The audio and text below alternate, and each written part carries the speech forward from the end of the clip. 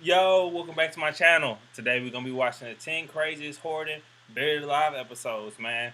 Um, if you're new to my channel, I am Aubrey Love. Welcome to my channel. Please subscribe, hit the notification bell, and like this video. So we just gonna watch it, man. Top 10 craziest hoarding stories. Hoarding gets pretty bad. I'm pretty bad at hoarding clothes. I know other people hoard other stuff. If y'all got something that y'all keep and y'all not gonna give away, leave it down in the comments, man. I want to see what y'all got. We're just gonna go ahead and jump right into the video, man. I'm not even gonna hold it. We're gonna see what the top 10 hoarding buried alive episodes are. Shout out to Miss Mojo. I watch Letting go Mojo may be all the hard, time. but some people take things a little too far. Welcome to Ms. That's how my Mojo, room be and looking today right there. Oh, we're it's a counting rat down right our there. picks for the top 10 craziest hoarding buried alive episodes. Before we begin, we publish new content every day, so be sure to subscribe Make to sure our I channel subscribe to Miss and ring the Mojo, bell man. to get notified about our latest videos. I'm subscribed. For this list, we're looking at the wildest episodes of TLC's Hoarding Buried Alive, either because the people featured had some of the worst clutter in the show's run, something crazy happened in the episode, or both. Number 10. This House Killed Her. The show is no stranger to emotional situations, but one of the most upsetting was in this season 4 episode. When the 65-year-old mother of 3 children passes away, it's down to the adult kids Amy, Cheryl, and Jimmy to clear out the clutter and prove that Mom owned her house in the aftermath of her death. Man.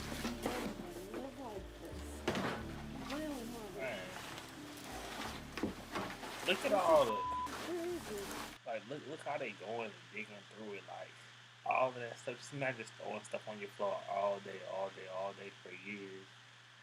While Jimmy lived with their mother and knew the true extent of her Jimmy hoarding lived problem, there. the two sisters had no idea. It's difficult to watch them come to terms with the way their mother lived and died, and even more so when the biohazard team begin to throw out all the deceased Cynthia's many possessions. I just miss her so much. Yeah, this could be traumatic. This could be like she understandably, man. Number 9. 3 apartments, 3 hoarders. These are all lesbian novels. They're going to your clubhouse. How many lesbians we got here? At least 4 to 6. That That dude right there got a YouTube In channel. a first for hoarding, this episode featured 3 hoarders all living in separate apartments in the same apartment building. Even more bizarre, the 3 of them were all completely unaware that they were That dude who was just talking, he has a YouTube channel. He has like a big YouTube channel. He bought Lil Wayne house in Miami. I forget his name, but he's a big YouTuber. living so close Big to real people who estate guy. suffered from the same problem. There are more lighthearted moments this time around, as one struggles to part with her collection of lesbian erotica, and many of the workers resort to throwing items out of Ooh. the windows to get them out of the building. We'll open up a lesbian friggin' library probably and bought donate this it with your building. name on it. Throughout the episode, tension remains high between the hoarding trio and the owner of the community complex, See, who desperately wants things cleaned up. Number 8. They're crawling. Audiences frequently find themselves wondering how the residents of these hellish homes manage to live in them without getting sick. And this became especially evident in Season 4, when 2 people working on TLC's cleanup crew contracted hantavirus while filming this episode. While not Dang. contagious from human to human, it spread through breathing in air contaminated by the virus, which comes from the fecal matter and urine of some rodents. Hantavirus is a disease which is spread by rodents, and when you go through processes like cleaning a home, sweeping, vacuuming, these sorts of things, it goes into the air. Kay's home was absolutely riddled with pests, including snakes and possums, and the worst part of it all, she would still barely admit that she had a problem, even when her own home had to be completely quarantined. I lived with that stuff for 10 years. It was, at one point, she said she a soldier. She been here for 10 years. But the weak will be eaten alive. She don't care what they talking about. something important to me. Number 7. Full of rats. Kay may have been playing host to an array of furry friends, but hoarder Michelle took that to a whole new level in her aptly titled episode. Property investors want to buy her home, but soon discover that Michelle's problem has damaged the house to its core, as it is absolutely teeming with rats. We pulled out big rats, small rats, medium-sized rats, spiders, and a bevy of other little flying creatures, and of course, a possum. She's also technically homeless, but seems unable to accept it as a team tries to help her. You can't Perhaps live the in there. episode's worst moment comes at the beginning, as Michelle gives a tour of her kitchen, showing the filthy pots and pans she still uses to cook with to the cameras. Oh, pots and pans are in the kitchen. I That's used to nasty, make bro. quiche. Number 6. You're not taking my kids. Karen isn't the only victim of her hoarding. Her 2 young sons are Excuse me. quoted as saying they feel trapped in her nightmarish home. I think my mom might struggle with hoarding. I feel like I'm trapped inside. The episode begins with the kids being taken away by Child Protective Services because of concern for their well-being, with Karen offered the ultimatum that if she doesn't clean up her act within 48 hours, she will not regain custody of her boys. But the Dang. situation is also notable for reducing psychologist Dr. Becky Beaton to tears when she sees the sick and neglected family dog soon rehomed by the SPCA. Number 5, worst I've ever seen. Karen's home was thrown into They ain't crisis show the dog. I wish they when showed the local dog. officials told her they would tear down her property for not being up to code. My obsession is keeping things, buying things. While investigating, they found it severely damaged without running water and full of cat feces. One code enforcer couldn't even stand to be in the building without throwing up. Karen's realization that the home her parents built could be condemned is heartbreaking.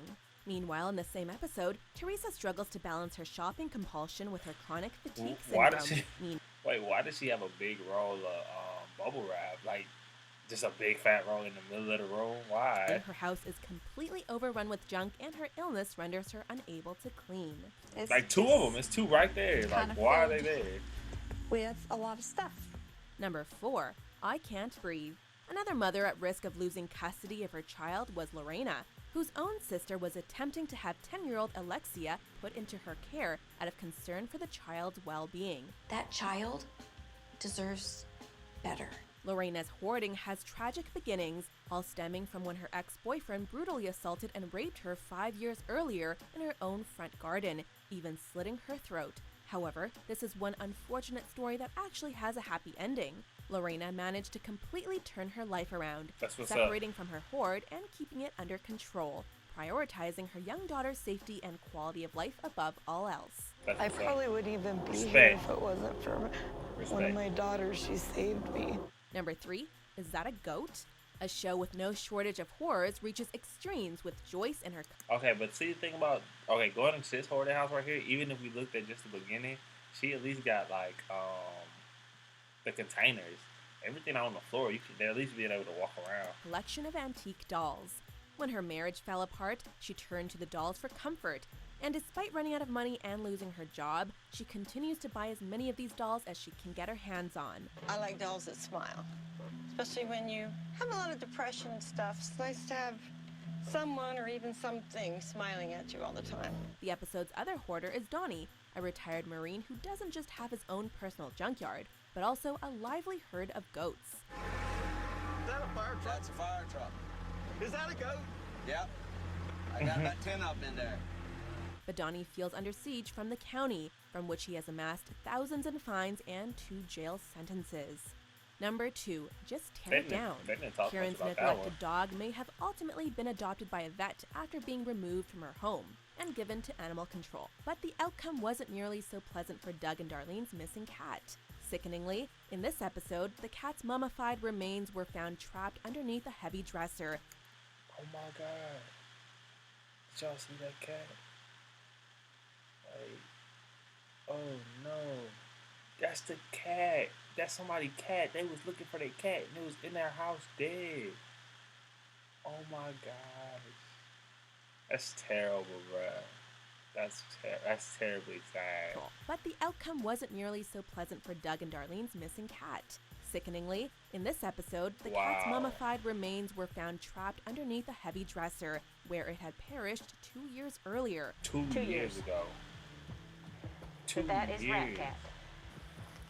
The hardest moment was when we found the Rat Cat. If she's And not then number she wasn't even a one, cat, like she who is was our number child. one on his list? Like somebody cat came to her house and died because she had too much stuff and didn't know the cat was in their property.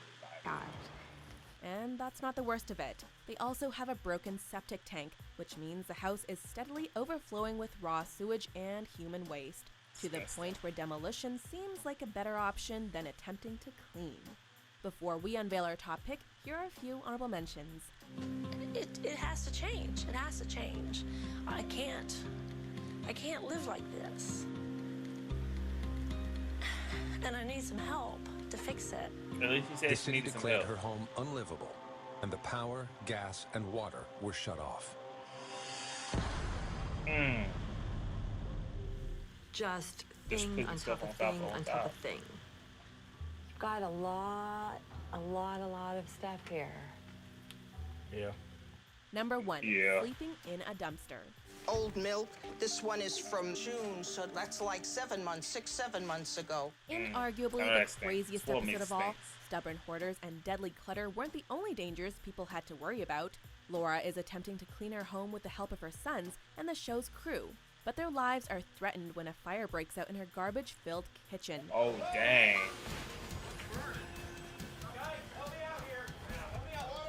Because if it catch on fire, everything is over. Oh my god. Yeah, you're right. That's the worst one, bro. Somebody mistakenly turns on the stove, which is covered in newspapers and other flammable materials, leaving them struggling to extinguish the fire, or else the entire house will go up in flames. They eventually manage to stop the blaze, but it makes for one of the most intense moments in the show's whole run. I mean, it could have gotten ugly real fast. And what's on the floor? Trash, papers, plastic. I mean, done. Do you agree with our picks? Check. Oh my gosh. I personally, the cat one was the worst for me because somebody else's cat died. Like, if my dog went somebody, like, stumbled in somebody's house and passed away, I'll be, like, mortified. If I saw him on TV, they found him on TV because he was buried under something in her house. Like, he was literally buried alive. So, comment down below which one y'all think was the worst, man. If you made it all the way through this. Like this video if you liked it. And subscribe if you're new to my channel. I'm Aubrey Love. This is my channel. Subscribe. Hit the notification bell so you can be notified whenever I post. I've been posting reaction videos Monday through Thursday and my own little personal content, my own original content, so to say, on Fridays. So, yeah, man. Until next time.